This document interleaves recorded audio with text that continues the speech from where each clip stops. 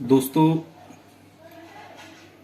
NDDY Kingsway camp Delhi के doctor naturopathy के doctor Suresh Gupta ji के मार्गदर्शन में मैं जुकाम की दवाई तैयार कर रहा हूँ। तेल इसमें हमने लिया है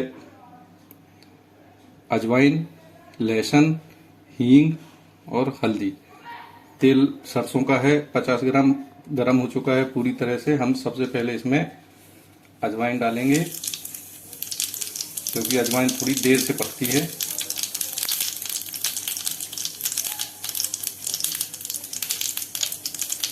सेकंड स्टेज में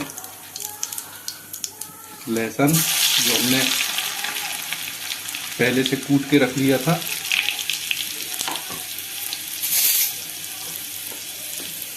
थर्ड में हींग और लास्ट में इसमें हल्दी डालें।